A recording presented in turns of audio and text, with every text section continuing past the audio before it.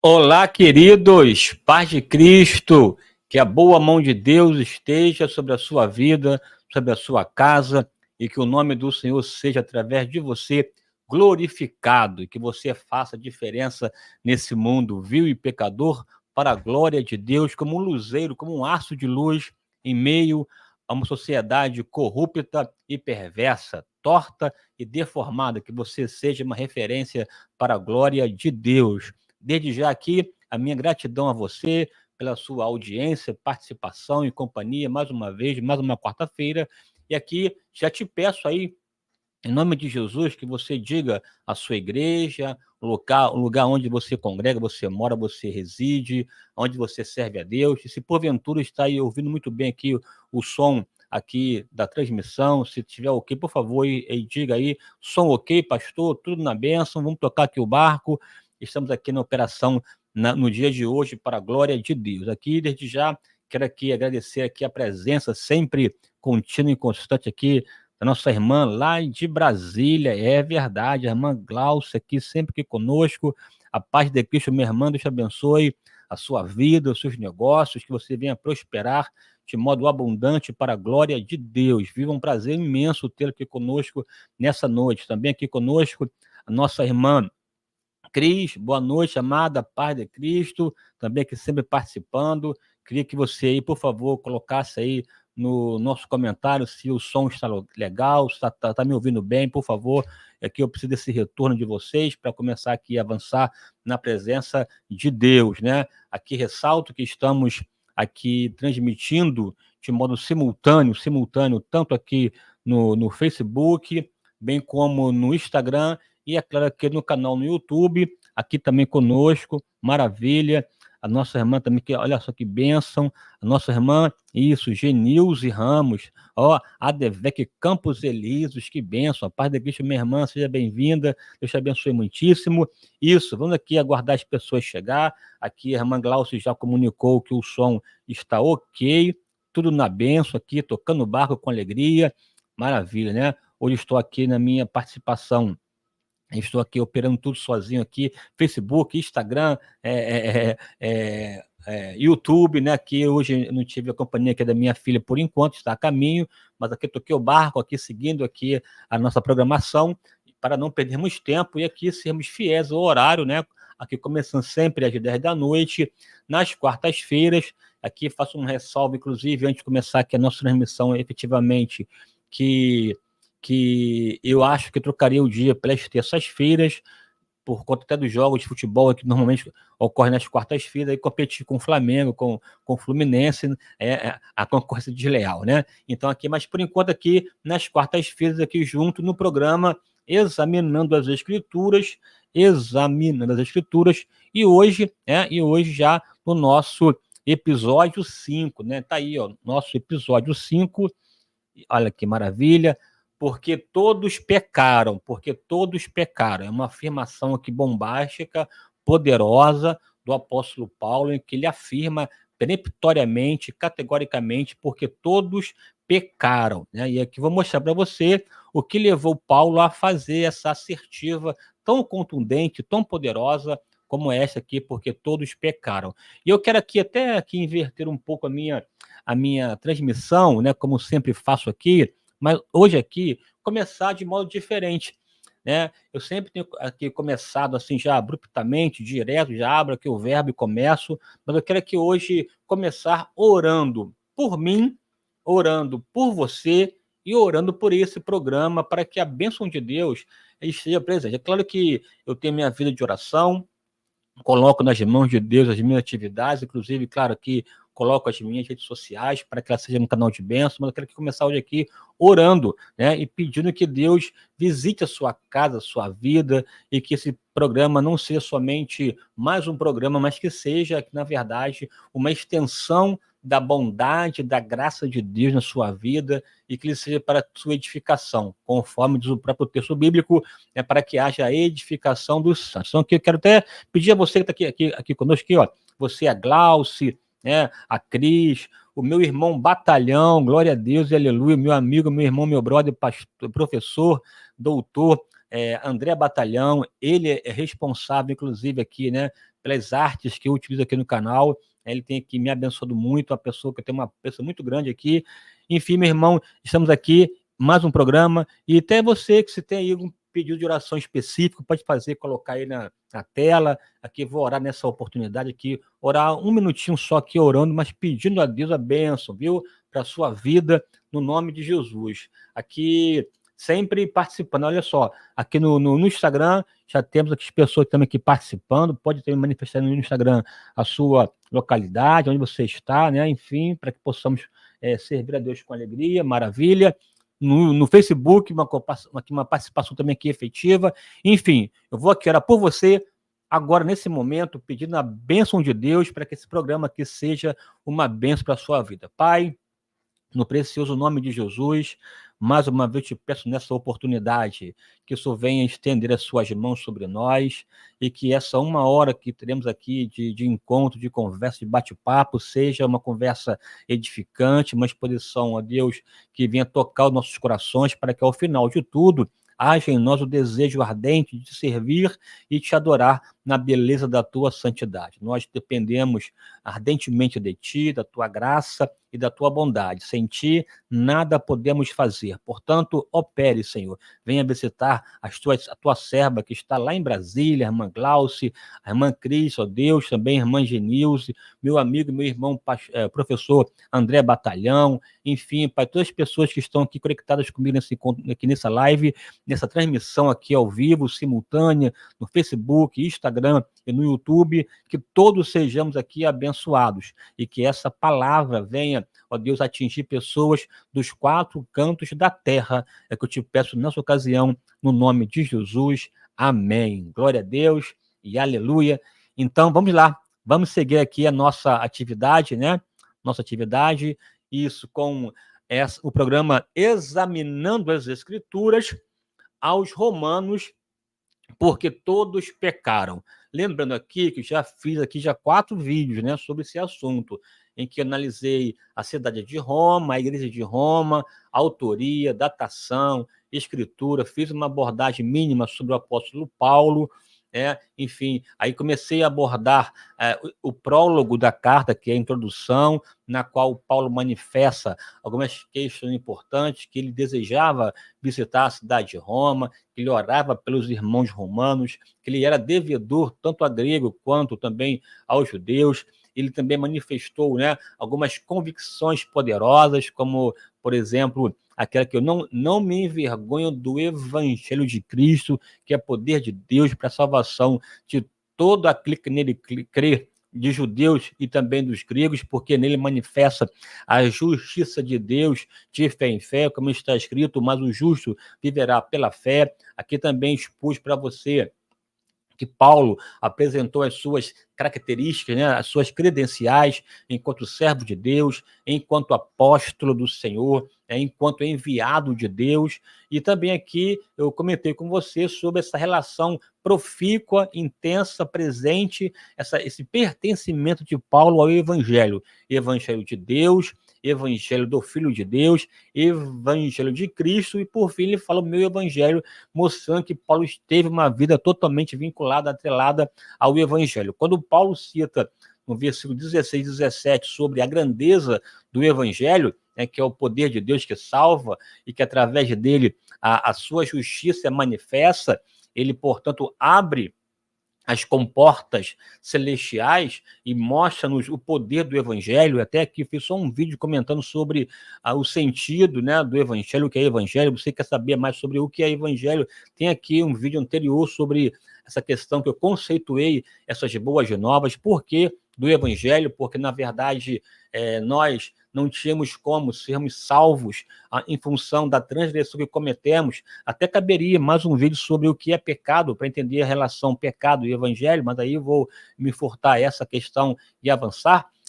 E a partir do evangelho, das boas novas, essa notícia alvissareira, notícia salvática, poderosa de Deus, na qual ele diz: eu em Cristo posso e quero salvar você, você que me ofendeu, você que veio contra mim, mesmo assim eu manifestei a minha justiça na cruz, mas também o meu amor, e através da cruz eu inaugurei um novo e vivo caminho pelo qual você pode entrar e acessar, porque em Cristo o véu foi rasgado de alto a baixo, um novo portal se abriu e você pode adentrar por ele, porque Jesus é o caminho, a verdade e a vida. Essas boas novas, esse evangelho, aqui sempre se misturando e se confundindo, ou usando de modo até de modo alternativo, evangelho, Jesus, graça, como se fossem as três coisas numa só, porque Jesus é a graça de Deus manifesta, porque a Bíblia diz assim, a lei veio por Moisés, mas a graça veio por Jesus.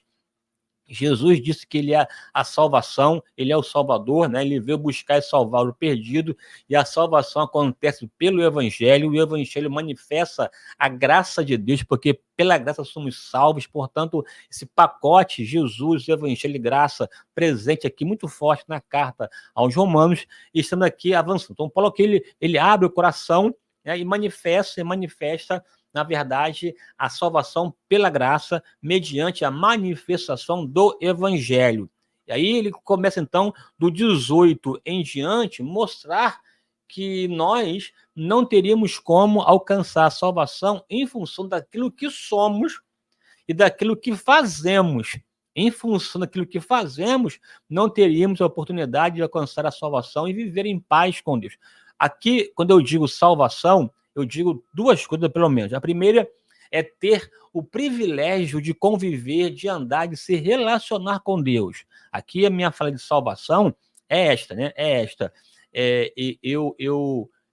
Salvação, ter o direito, o privilégio de andar com Deus, se relacionar com Ele. Somente pode se relacionar com Ele quem é dele, quem é filho dele. E para ser filho dele tem que ser salvo. Tanto que o próprio Jesus disse lá em João, né, capítulo 1 e 14, que ele tem o poder de nos fazer, de nos tornarmos filhos de Deus, não pela vontade do homem, do varão, do sangue, da carne, mas pela vontade de Deus, por conta, ele é a única pessoa capaz de transformar a criatura em filho, portanto, mediante a salvação. Então, ele afirma isso, aí no versículo 18 em diante, Paulo começa a mostrar a gravidade do ser humano, né? Ele até afirma que do céu se manifesta a ira de Deus sobre toda injustiça e impiedade dos homens ímpios que transformam a verdade em mentira. Então ele abre aqui já a porta agora desse tribunal celeste e começa a argumentar sobre as questões latentes do coração humano, e é isso que eu vou ver com você a partir de agora, tá? Mas antes aqui, eu quero só fazer aqui algumas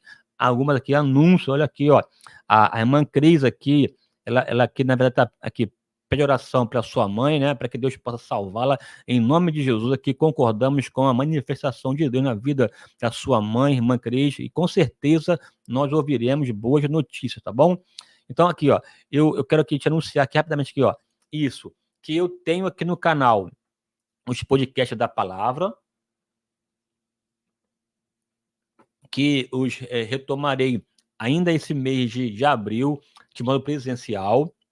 Já fiz vários, dentre eles aqui, esse aí que é forte pra caramba, a Reforma Protestante, seu legado. Foi uma conversa muito edificante, muito rica e consistente entre mim, o pastor Alessandro e o pastor Douglas do Carmo. Foi forte, está aqui no meu canal para você acessar. Também, em função do próprio podcast, eu elaborei um curso sobre a reforma, um curso muito interessante, são quase 15 horas de duração, e que eu abordo questões históricas e questões teológicas desse fenômeno chamado Reforma Protestante. Além dele, tem um curso também, A Excelência da Bíblia, que é um curso magnífico, que eu trato e verso sobre a Bíblia enquanto palavra de Deus e também enquanto obra literária. Enfim, né, atividades que eu tenho em 1000, né? E aqui com você, assim, a Epístola de Paulo aos Romanos, já estamos já no 5º capítulo, e aqui vou tratar com você sobre aos Romanos, porque todos pecaram, viu? Nessa aula aqui veremos 3 coisas: as transgressões dos gentios, as transgressões dos judeus e aí sim todos pecaram, porque aqui Paulo usa, enquanto símbolo da humanidade, duas categorias, a categoria do povo judeu e a categoria do povo gentil, como se o mundo tivesse dividido em dois grandes blocos, né? O bloco dos gentios. Quem são os gentios? Gentios são as outras gentes, os outros povos, né? Os outros povos, que não são judeus. Então tinha, na verdade, uma divisão do mundo. A divisão seria entre judeus e não judeus. E Paulo começa a desenvolver uma argumentação de que tanto os não judeus como os judeus, todos pecaram. E por conta disso, a humanidade toda debaixo da maldição. E por conta disso, não poderia ter acesso e comunhão com Deus. E não ter comunhão com Deus significa ser condenado, uma vida desgraçada, sem paz, sem salvação, sem alegria, sem razão de ser e que, portanto, sem desfrutar da vida plena, porque vida plena, na visão paulina, só é atingida e alcançada quando estamos vinculados, atrelados ao doador da vida, que é o nosso Deus, que é Jesus, né? Que é a Trindade. A própria Bíblia diz que Jesus é o doador da vida, a vida emana de Deus. Eu sou o caminho, a verdade e a vida. Quem crê em mim, ainda que seja morto, viverá. Ele é a ressurreição e a vida. A promessa do Pai para nós é esta, que tenhamos a vida eterna. Então veja que sem Jesus, sem Deus, não tem como ter vida. E a salvação, de fato, tem esse poder de, além de nos salvar do pecado, nos salvar do inferno, da condenação eterna, ela também já opera em nós aqui e agora. Na verdade, a salvação não é somente não ir para o inferno, é desfrutar da vida em Deus, da vida com Deus, portanto, estar com Ele relacionado. Aqui eu vou te mostrar as transgressões dos gentios, as transgressões dos judeus, e aí terminar com todos os pecados, para que na próxima aula, semana que vem, aí sim desenvolver a salvação pela graça. Vamos lá aqui avançar.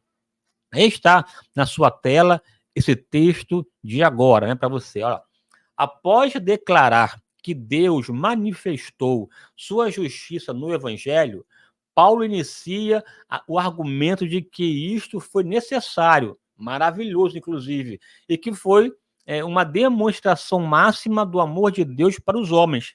Caso contrário, não haveria como o homem reencontrar vida plena com Deus, pois todos pecaram, e, portanto, restava somente a condenação eterna. Em Romanos 1,18, é a porta de acesso ao tribunal de Deus. Aqui, uma atenção para você.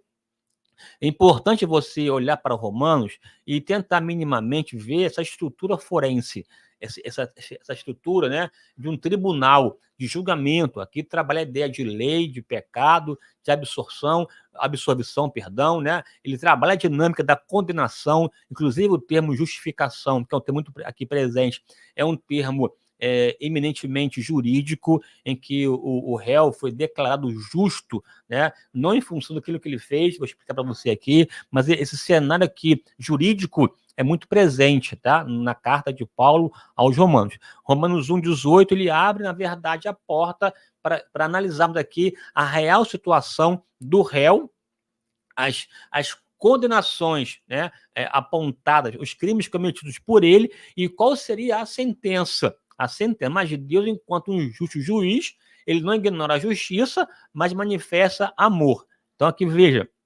Romanos 1,18 é a porta de acesso ao tribunal de Deus.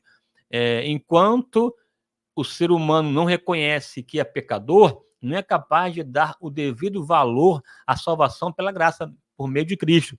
Paulo, então, seguiu o padrão bíblico, lei e condenação, e depois graça e salvação. Capítulos 1, 2 e 3 apontam os crimes dos povos, e é nessa questão aqui que nós veremos aqui a partir de agora, no nome precioso do Senhor Jesus. Vamos lá aqui avançando para a glória de Deus. Isso, essa aqui que é melhor. Ó, maravilha, vamos lá. A culpa dos gentios. A culpa dos gentios. Porque do céu se manifesta a ira de Deus sobre toda a impiedade e injustiça dos homens que detêm a verdade e injustiça. Veja, do céu. Paulo aqui já traz uma referência absoluta, perfeita, uma referência sobre da onde surge o padrão de comportamento e de atitude. É o padrão celeste, é o padrão do céu, é o padrão onde Deus está sentado no seu alto e sublime trono, em que ele é adorado pelos serafins, os quais dizem recorrentemente: Santo, Santo, Santo é o Senhor dos exércitos.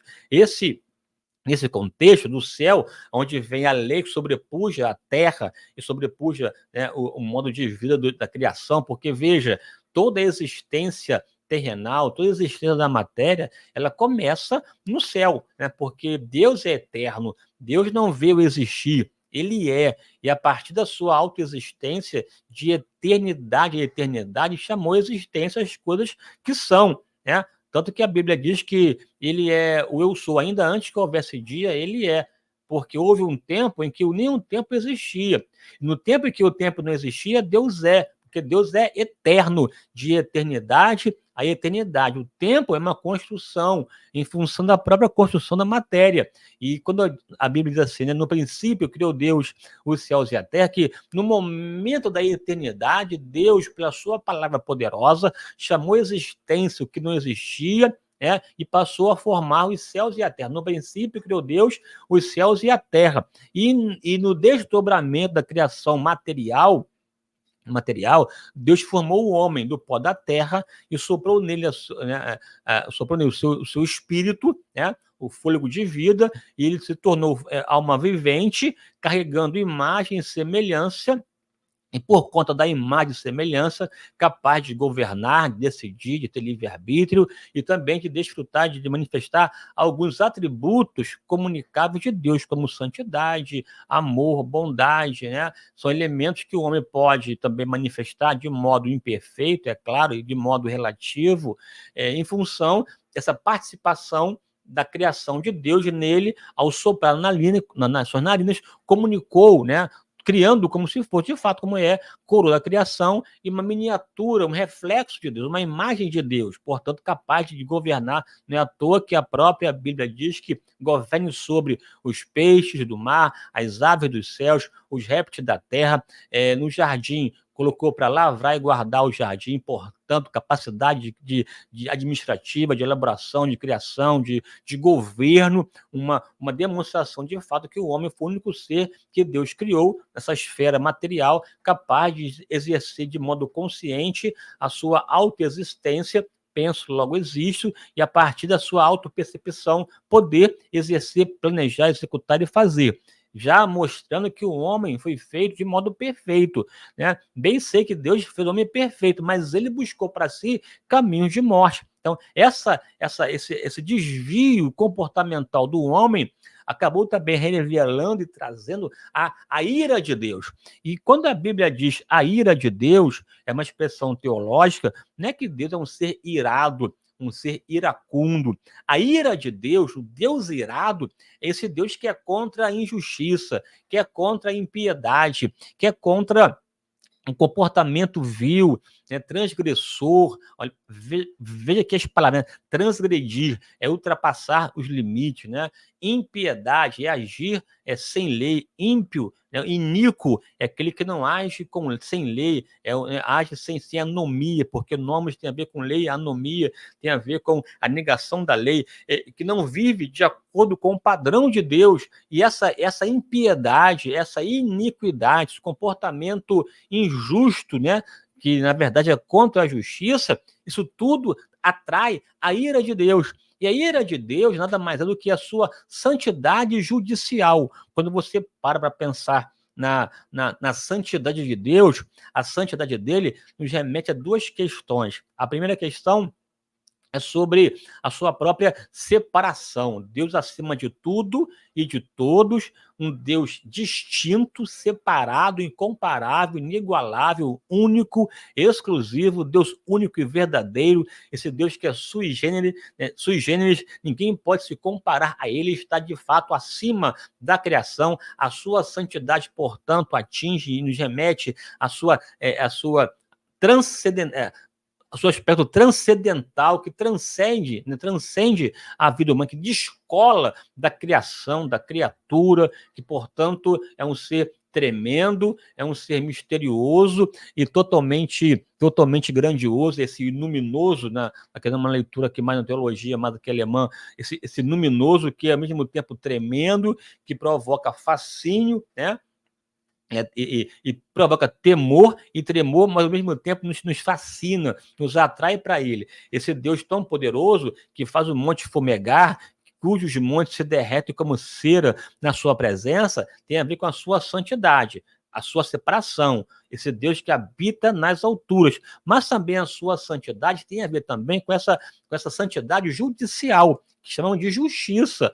Essa justiça de Deus, a Bíblia usa também como essa ira de Deus. Deus irado com o pecado. Deus não suporta, não comunga, não compactua com o erro, com a transgressão, com esse vilipêndio da lei, em trocar a lei por aslona, conforme você encontra nas profecias dos profetas menores, sobretudo, né, em que você percebe essa distorção, manipulação da própria lei e usam a lei para poder oprimir o pobre, oprimir a viúva, para defraudar, né, o despossuído, um ato de arrogância, de soberba, de altivez, de malignidade, de perversidade. Essa injustiça, de fato, ofende, né, uma cinte a sua santidade, de sorte que sobre ela, sobre injustiça, Deus atua, Deus opera, e a operação de Deus tem a ver com a sua ira.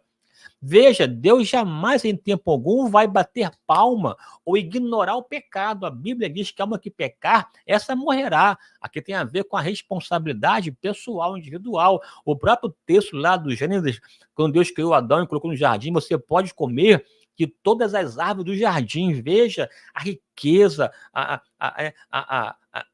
grandeza, né? A suntuosidade, mas essa protuberância de Deus permitir ao homem ter acesso a infinitas espécies no jardim, porque Deus é um Deus rico, é um Deus grande, que dá muita coisa, acesso e tal. Só peço uma coisa a você: não coma dessa árvore aqui, do bem e do mal. Porque Deus queria, dentre tantas coisas, mostrar que o homem é um ser limitado, é criação, é criatura, e que deveria livremente decidir servir a Deus e entender que não pode tudo, mas a soberba adentrou o coração do homem. Quando a Bíblia diz que a serpente enganou Eva e a ludibriou, a serpente mexeu, né, nos sentimentos mais profundos da existência humana, em que nos remetem a duas questões, tanto a questão da altivez e da dúvida. A altivez e a dúvida somadas levaram Eva a pecar, porque a Bíblia diz que, vendo que a árvore é boa para dar entendimento, agradável aos olhos e agradável, né, para dar entendimento, tomou, comeu e deu. Veja, né, agradável aos olhos, desejável para dar entendimento, portanto, ela passou a ter essa compreensão do prazer, e toda a argumentação do diabo ali na serpente para a mulher foi exatamente mexer com com o seu brilho. Veja, né? Certamente, foi assim que Deus disse: não comerá da árvore, de toda a árvore do jardim. Não, foi assim, não. É somente da árvore do bem e do mal. No dia que deve tocá-la, certamente morreremos. Não morrerás. Veja, quando a serpente afirma assim, certamente não morrerás, está duvidando da palavra. Se Deus disse que morreria, acabou, não tem conversa. Mas a serpente lançou dúvida da palavra. Certamente não morrerás. E veja que a dúvida que ela lançou a partir de uma afirmação. Certamente não morrerás. Colocando em xeque o que Deus disse, colocando em dúvida. E essa dúvida abriu uma porta para mexer num outro poder da mulher, que aqui no caso ali tinha a ver com a sua altivez. Certamente, Deus não quer que você seja semelhante a ele, que saiba o que ele sabe, né? Que veja o que ele vê. Ou seja, ali a mensagem, você será igual a Deus. Então, esse desejo de ser igual a Deus tem a ver com a soberba, com a altivez, né? E a soberba, alinhada com a dúvida, fizeram com que Eva olhasse para o fruto com outro olhar, um olhar já de desejo, e aí esse desejo se traduziu na prática, na ação. Ela tomou, agiu, comeu, executou e socializou e deu, né? E que, portanto, você começa a ver toda uma ação de manifestação de equívoco. E essa prática contra Deus, ela atrai a sua ira, seu desejo de justiça. Veja, esses homens injustos que você conhece hoje, está vendo a sua malignidade, a sua perversidade, se eles não se converterem e não aceitarem a Jesus e passar a viver a partir da graça de Deus, ou decidir permanecer no pecado, pode ter certeza que a ira de Deus se manifestará sobre a vida deles, seja nesse mundo ou no porvir, porque Deus não ignora o pecado. A própria cruz de Cristo, ela revela muitas coisas, dentre elas 3 forças. Revela a sua justiça, porque Jesus pagou o preço do pecado, revela o seu amor, porque ele ocupou o nosso lugar, e também revela o seu poder, porque pela morte dele, ele venceu a morte, e ao ressuscitar demonstrou que tem poder para vencer a morte e, portanto, restabelecer nossa vida com ele. Mas nunca foi um ato de banalização, porque do céu se manifesta, se revela, se declara, traz à tona a ira de Deus sobre toda a impiedade e injustiça dos homens, que detêm, que transformam a verdade em injustiça. Ou seja, que preferem viver na injustiça, na perversidade, do que na verdade. Porque, veja, na visão bíblica, verdade é verdade e mentira é mentira. Não tem meio termo. Não tem como você criar uma zona cinzenta. Ou você é sim ou você é não. É uma postura aqui, portanto, essencialista, que não cabe essa visão aqui do contraditório que subsiste, do dualismo louco, não. Deus é a verdade.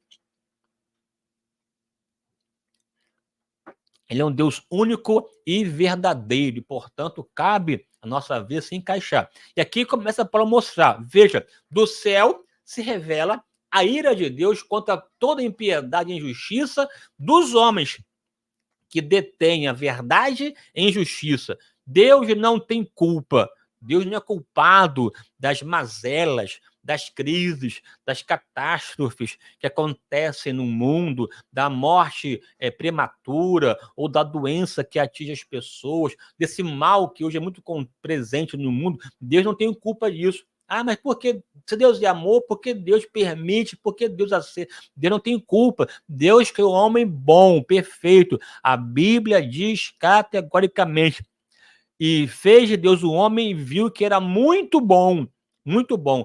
Tudo era bom, mas ao criar o homem, muito bom. Mas o homem decidiu desobedecer. E a sua desobediência e a sua impiedade carregou o mundo de maldição. Não tem a ver com Deus. Está aqui, ó. Ele, inclusive, até se manifesta, se revela, se dá a conhecer, mesmo não precisando disso. Ele não precisa se revelar, mas ele decidiu, na sua soberania, em se manifestar. Porque as coisas invisíveis de Deus, o seu eterno poder, os seus atributos, né? Seu poder excelso e grandioso, porque as suas coisas, né? Porque as suas coisas invisíveis, desde a criação do mundo, tanto o seu eterno poder como a sua divindade, se entendem e claramente se veem pelas coisas que estão criadas para que eles fiquem inexcusáveis. Aqui, ou seja, Deus, como fonte de amor, de bondade, de graça e de grandeza, de amabilidade, ele se manifesta, se revela de várias formas, dentre elas a partir da própria criação. A criação enquanto um ente declarador da existência de um Deus poderoso, um Deus eterno, o seu eterno poder e a sua divindade. Ele pode ser plenamente conhecido, entendido e conhecido claramente a partir das coisas criadas. O universo, A criação do mundo é um farol, né, de Deus, ou um microfone de Deus, né, que reverbera a sua grandeza, a sua glória, a sua majestade. A própria Bíblia diz que os céus e a terra manifestam a glória de Deus e o firmamento anuncia as obras das suas mãos. Os céus manifestar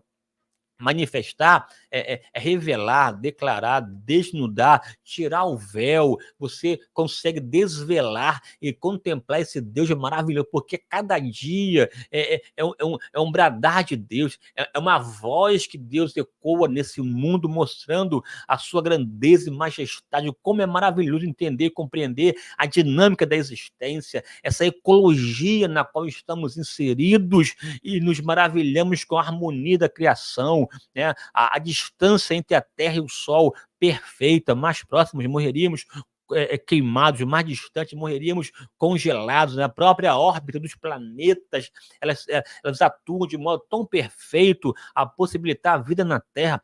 Tanto a translação como a rotação são movimentos que a Terra faz sobre si e sobre o Sol, que possibilitam essa mutabilidade das estações do ano, que promove a renovação da existência, da vida, e que, portanto, né, assim, essa própria luz que vem do Sol no processo de fotossíntese, possibilitando a existência aqui, é uma forma de Deus de dizer: eu estou aqui, eu existo, eu sou. Eu quero te envolver, me relacionar contigo. Acorde para mim, venha ao meu encontro, porque eu estou indo ao seu encontro. Deus vem ao encontro do homem. Adão pecou lá no Éden, mas Deus não ignorou. Adão, onde estás? Deus sempre toma a iniciativa e se revela. E só podemos conhecê-lo porque ele mesmo se revela, se manifesta para nós. E nessa manifestação, não é para mostrar que ele é grande, é para nos facultar vida, e vida abundante, vida grandiosa. Mas qual foi a atitude, ou quais foram as atitudes desse homem, que não tem a ver com o judeu, esse homem que ele criou, um gentil? Deus revela-se de modo poderoso a qualquer pessoa, que é claro que teve toda uma ação histórica de revelação com o povo de Israel, a partir do chamamento de Abraão, lá em um dos caldeus. Ele desenvolve toda uma história específica com o povo judeu. Ele é o Deus de Abraão, de Isaac e Jacó, portanto, tem uma revelação de uma linhagem própria que culminou na pessoa de Jesus. Mas, a despeito disso, Deus revela-se para qualquer pessoa, em qualquer lugar. Veja,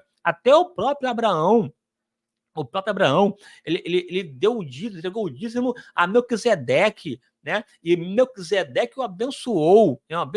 Veja que é interessante que a história começa com Abraão desenvolvendo todo o processo de construção que culminaria em Jesus, mas Abraão se depara com Melquisedeque, que era rei de Salém e sacerdote do Deus Altíssimo. Que coisa! Do nada aparece Melquisedeque, que era sacerdote do Deus Altíssimo, era rei de justiça e paz, porque Melquisedeque tem a ver com justiça e paz, e que Abraão reconheceu a sua autoridade, porque Deus se revela a qualquer pessoa, em qualquer lugar. O problema não está na sua revelação, mas sim na decisão do homem em atentar para ela, em querer conhecê-lo, em querer adorá-lo na beleza da sua santidade. Deus se revelou para esse homem não judeu, mas o que ele fez com essa revelação?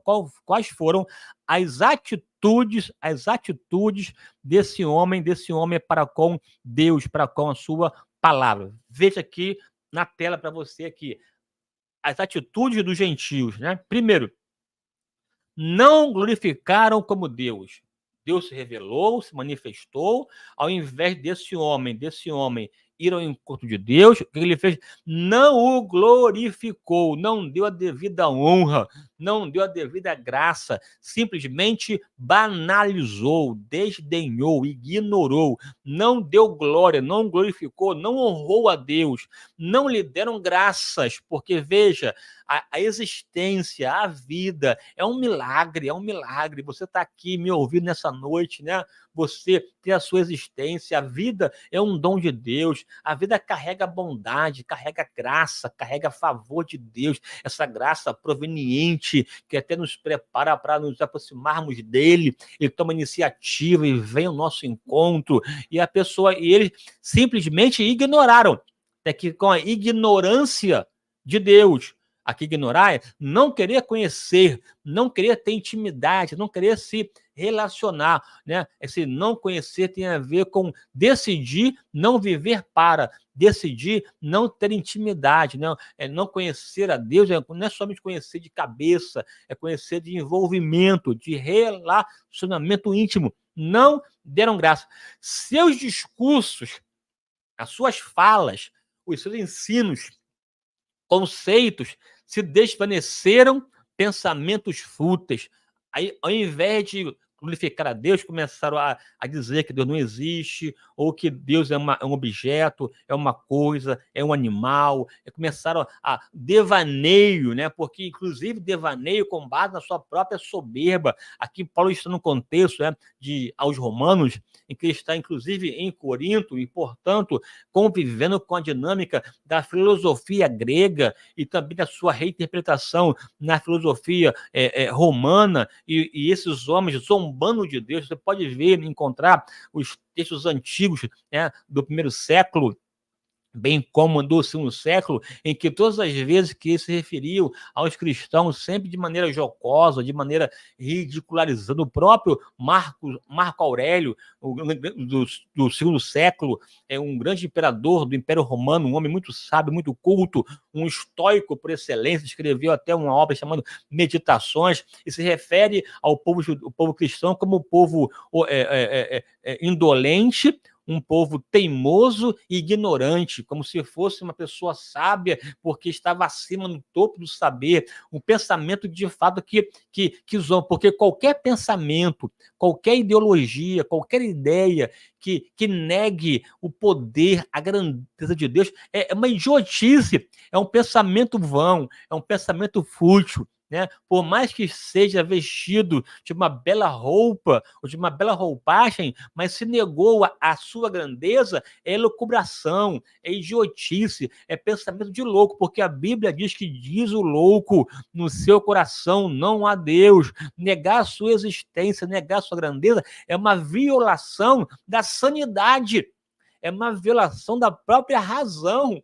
Que interessante, né? Aqui até a própria ideia de arrependimento na Bíblia tem a ver com consciência, tem a ver com conhecimento, com gnose, a mudança de mente na qual a pessoa passa a reconhecer que Deus que Deus existe e que nós dependemos dele para viver. E esses homens aqui, mesmo Deus se revelando todo dia, o dia todo, eles decidiram não glorificar a Deus, decidiram não lhe dar graças, desenvolveram argumentações que, na verdade, são pensamentos que desvanecem a grandeza de Deus, coração insensato e obscurecido. Aqui, insensatez, interessante, né?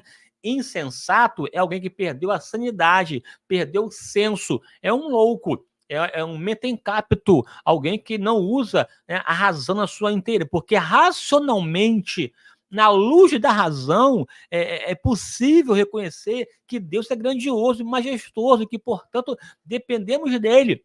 Quem nega a Deus, quem nega viver para ele, está agindo como um insensato, um imprudente, porque o insensato até constrói, mas constrói na areia, não permanece, não tem sustentabilidade, não tem durabilidade. A vida dele é como uma folha seca que o vento leva, que o moinho, né, leva. Agora, quem faz a vontade de Deus permanece para sempre. E diziam ainda, né, que serem sábios. Veja, além de negar Deus, negar a sua palavra, a sua existência, se vangloriavam disso, são sábios, entendidos, né?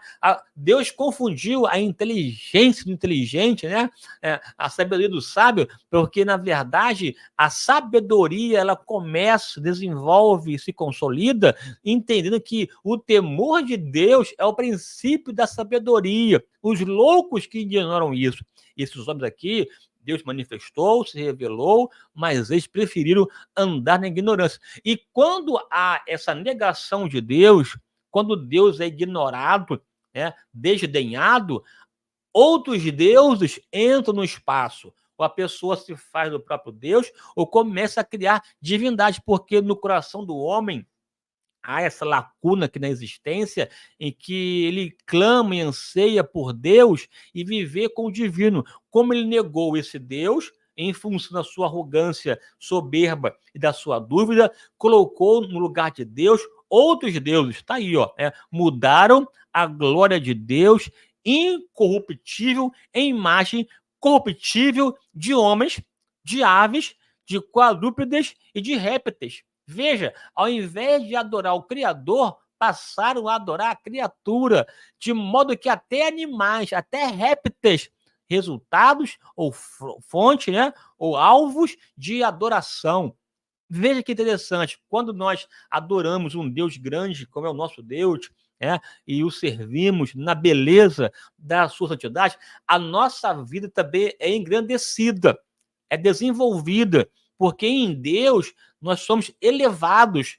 Ele tira o pobre do monturo e faz assentar-se entre os príncipes, porque viver com Deus também nos tornamos semelhante a Deus, né? Porque assim como ele é, inclusive o veremos, né? Ou seja, a vida com Deus também é um resgate da nossa própria identidade, né? Como Deus é, também somos, aqui no sentido aqui, estou aqui colocando aqui, que em Deus nós somos engrandecidos. E quando a pessoa começa a se afastar de Deus, ela vai também, da mesma forma, se diminuindo, se inferiorizando. Ela vai se desfazendo ao ponto de se tornar um animal. Veja, quando aqui a Bíblia diz que eles trocaram a glória de Deus incorruptível em imagem corruptível de homens, aves, quadrúpedes e répteis, porque eles estão agindo como se fossem animais. E o comportamento animalesco é uma verdade. Aqui comigo.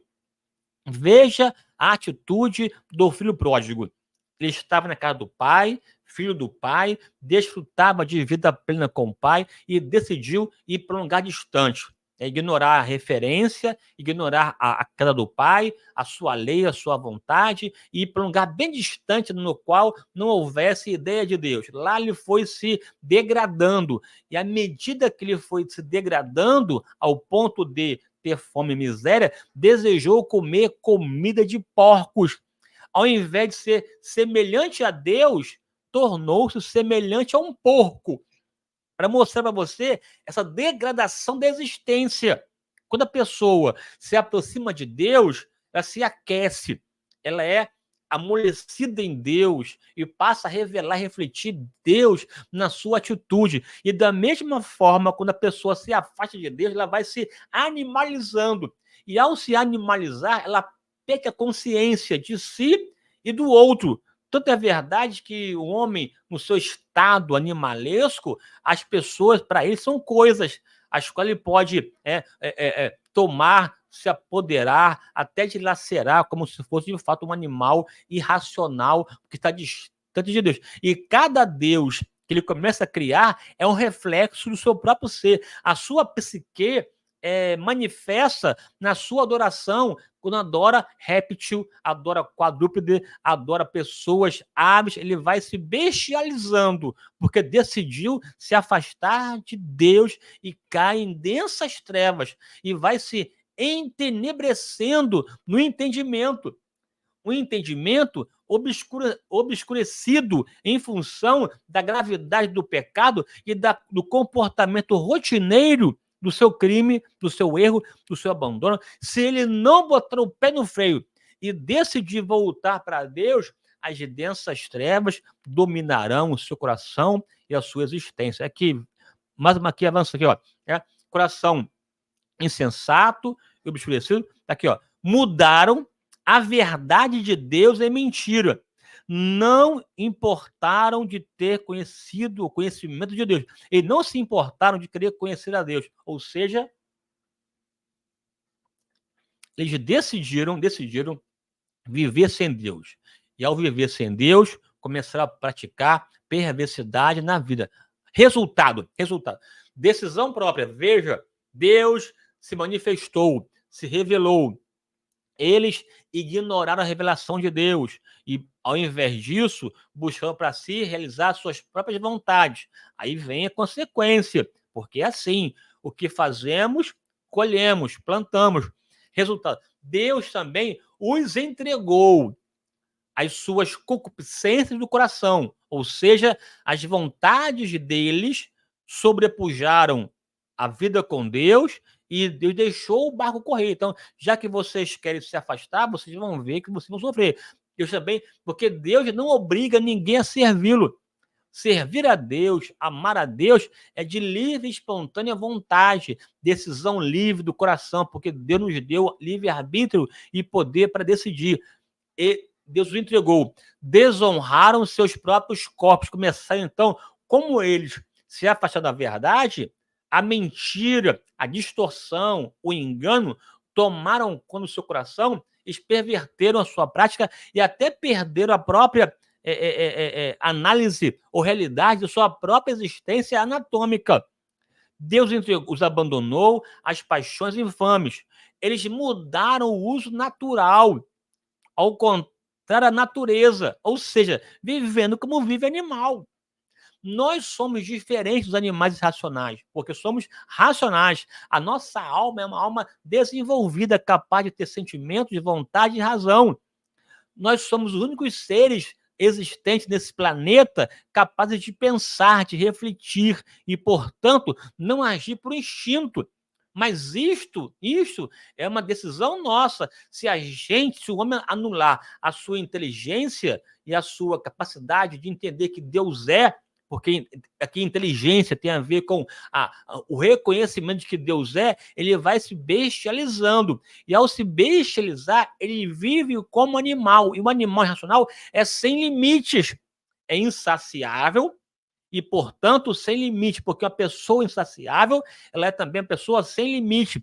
E por conta disso, até a questão óbvia é ignorada. E a Bíblia diz que esses homens aqui que decidiram se afastar de Deus, que acabaram por conta disso descendo no grau de perversidade, acabaram mudando o natural, homem com homem e mulher com mulher. Veja aqui que interessante que Paulo está colocando. Paulo está em Corinto, ele tem na sua tela essa imagem muito concreta do culto à promiscuidade, porque o culto da antiguidade tinha a ver também com a licenciosidade, haja vista a existência de Afrodite no contexto de Corinto, e também, claro, Baco na própria Roma. Ele está escrevendo nesse ambiente de uma sociedade pervertida, licenciosa, em que o prazer pelo prazer era tônica. Ele começa a mostrar que as pessoas que se esquecem de Deus acabam entrando nesse submundo da existência humana. Aqui, olha só, atenção, por favor, nós não temos como dimensionar o grau de perversidade de uma pessoa que não tem Deus, porque um abismo chama outro abismo. E na dinâmica do sexo, na dinâmica dessa psique pervertida, as pessoas são capazes de fazer atrocidades que nos assustam, que nos deixam boquiabertos, porque esse buraco é profundo, esse buraco é quase que interminável. E o ápice mais profundo da sua degradação é quando há essa troca do uso natural de homem com homem e mulher com mulher. Aqui, biblicamente falando, seria o ápice da degradação moral em que uma pessoa ou sociedade sem Deus pode alcançar. Tanta verdade que não somente faziam, mas consentiram os que fazem. Estamos caminhando para essa degradação moral da mais profunda, em que, nos dias de hoje, essa prática não somente ela é permitida, até incentivada, A sociedade quase batendo palma para isso. Então, isso é um sinal de degradação moral. Por quê? Porque as pessoas estão ignorando Deus e, ao ignorá-lo, criam para si outras divindades que têm a ver com a sua com a sua própria psique, que legitima a sua prática e vão se afundando no lamaçal da existência humana e passam a viver, né, nos porões da existência humana, nas quais você consegue encontrar qualquer tipo de perversidade. E, portanto, uma vida sem Deus, sem paz e sem salvação, partindo de uma constatação inequívoca de que Deus se revelou às pessoas e é simplesmente ignorar a revelação. Aqui está para você aqui, né, uma sequência. Ignorância, ou seja, não reconhecer a Deus, idolatria, passar a fazer Deus aquilo que não é Deus, imoralidade, porque a idolatria ela acaba legitimando também a prática imoral, porque a idolatria é em si uma imoralidade também, porque ela vilipendia, zomba e ocupa o lugar de Deus. Portanto, a idolatria é uma religião que bate palma para o equívoco, bate palma para o erro. Pode perceber, quando Israel, no Antigo Testamento, estava afinado com Deus, com Javé, esse alinhamento se traduzir também em justiça social, em divisão da terra, nesse olhar mais humano, mais, né, justo para com as pessoas. Mas quando a idolatria reinava em Israel, automaticamente também reinava a opressão, a humilhação, o opróbrio, né,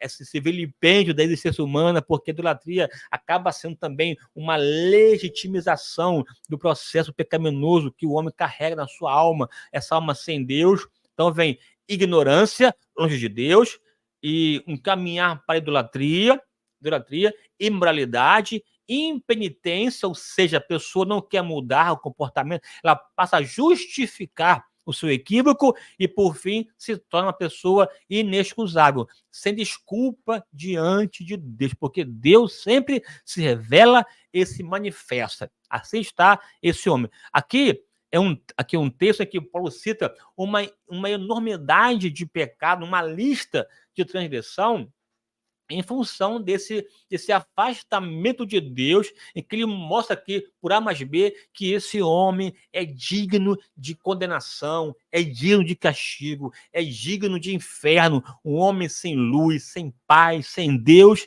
e sem salvação, cuja prática é somente uma prática perniciosa. Eu vou ler para você aqui agora esse texto para te mostrar a gravidade que Paulo aqui cita de modo abrangente os pecados que marcavam esses gentios, não judeus. Está lá. Estando cheios, olha só, cheio de toda iniquidade, prostituição, malícia, avareza, maldade, cheio de inveja, homicídio, contenda, engano, malignidade, sendo murmuradores, detratores, aborrecedores de Deus, injuriadores, soberbos, presunçosos, inventores de males, desobediente a pai e a mãe, nécios, infiéis nos tratos, sem afeição natural, irreconciliáveis, sem misericórdia, os quais, conhecendo a justiça de Deus, que são dignos de morte, os que tais coisas praticam, não somente as fazem, mas também consentem aos que as fazem. O submundo sem Deus, um homem animalesco. Aqui está o cenário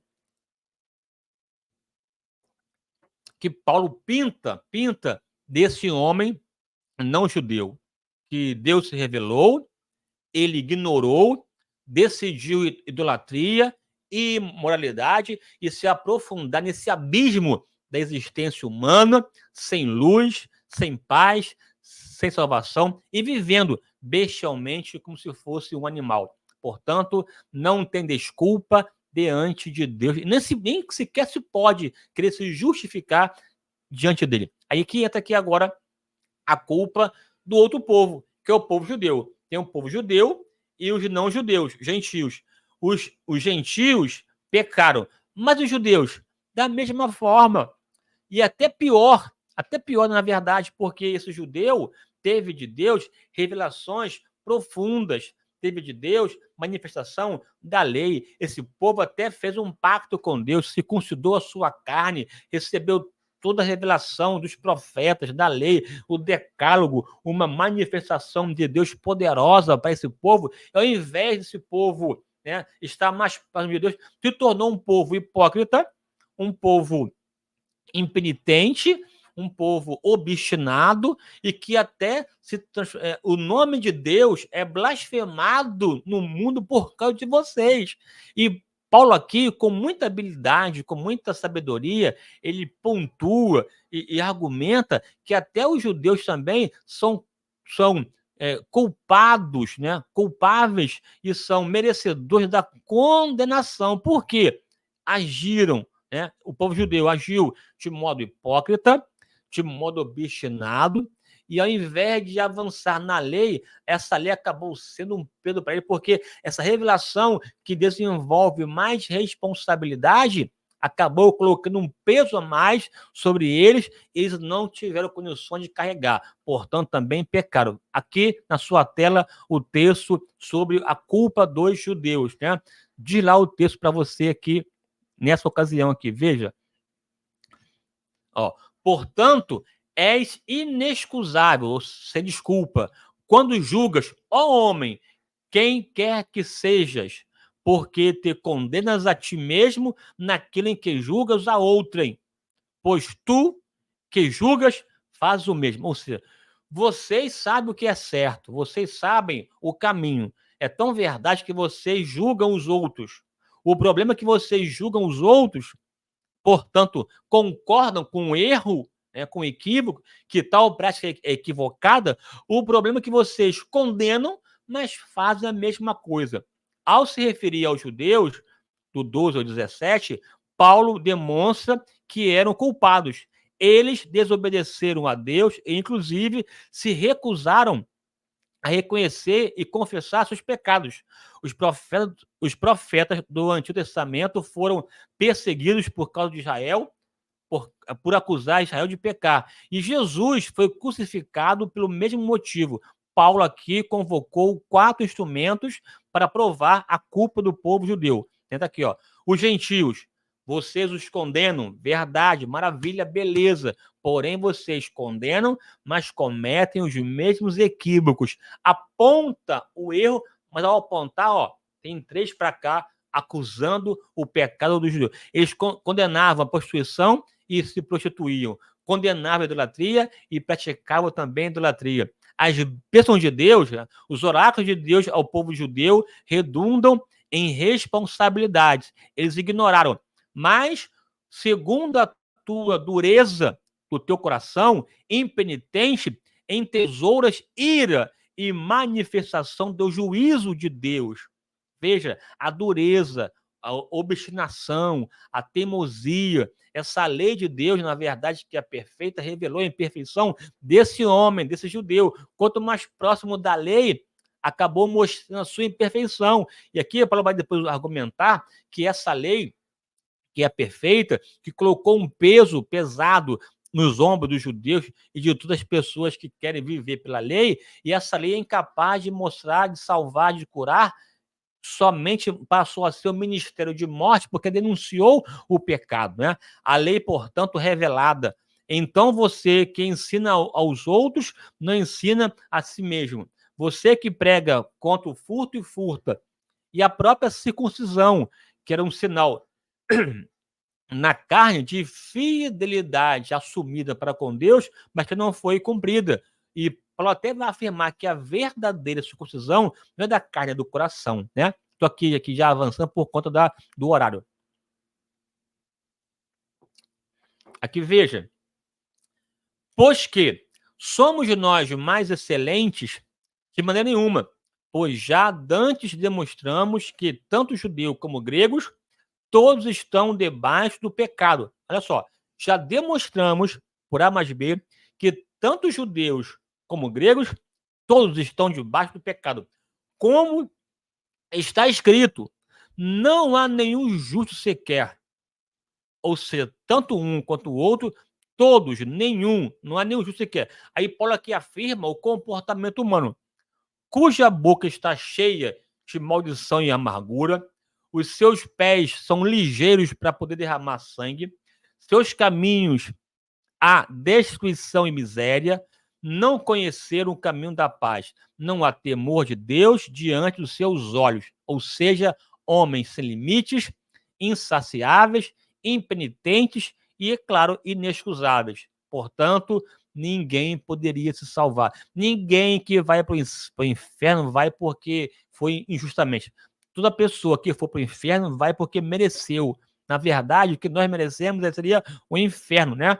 Aqui, conclusão. Por isso, nenhuma carne será justificada diante dele pelas obras da lei, porque pela lei vem o conhecimento do pecado. O uso do nenhum, não há, todos reafirmam a universalidade da culpa humana. Os pagãos pecam conscientemente e deliberadamente. Daí a necessidade de premente de levar o evangelho a todos os homens, pois essa é a única maneira de serem salvos, né? Aqui veja, do 1, 2 e 3 da metade, Paulo conclui a argumentação de que todos pecaram e por conta disso mereciam a condenação. E agora o que fazer? E agora qual a saída? Né? Já que ninguém pode se salvar, pelo contrário, no homem só há maldade, desejo para pecar, e essa ideia aqui de seus caminhos há somente destruição e miséria. Não há um justo sequer, porque todos pecaram e estão destituídos da glória de Deus. Qual a saída? Qual a solução? Qual o caminho? Vou te comentar para você na próxima aula. Na próxima aula, aí vou trabalhar aqui como Deus resolveu o problema do pecado humano. Como Deus deu a saída. Que saída que Deus deu? Né? Já que colocou todos debaixo do pecado, para que ninguém pudesse bater no peito para ser salvo, eu posso? Não. Ele colocou todos debaixo do pecado, judeu e não judeu, para usar com todos de graça. Aí é uma ação aqui de Deus maravilhosa, em que Paulo mostra a doença, mostra a enfermidade, mas também nos mostra o remédio, nos mostra a cura, e essa cura está em Jesus, no Evangelho, na graça que se manifestou, trazendo salvação a todos os homens. Então não perca, semana que vem, mais uma aula, eu vou tratar aqui dessa graça que foi manifesta, nos traz salvação. Eu vou explicar o capítulo 4 e 5 de Romanos, para mostrar para você que em Cristo você pode ter vida completa em Deus. Amém? Aqui é a minha gratidão a você, pela sua companhia, pela sua participação aqui, né? Aqui, tanto a Cris, bem como aqui a Thaís Morales, né? A própria Marta, que está aqui, isso, ó, aqui Thaís, né? Fonte de graça que se manifesta, maravilha, que benção, né? Também aqui a irmã Marta, amém, glória a Deus, aleluia, maravilha, que benção, irmã Marta. Enfim, né? Que nossos irmãos que participaram aqui conosco, a minha gratidão a você e que a boa mão de Deus possa te levar a uma consciência clara de que Deus é maravilhoso e que em Cristo Jesus, somente nele, você pode ter contato e ter comunhão com Deus e chamá-lo de Pai, né? De Pai, porque em Cristo ele deixou de ser o nosso juiz para ser o nosso Pai. Deus te abençoe, um forte abraço aí, em nome de Jesus, e até a próxima. Amém.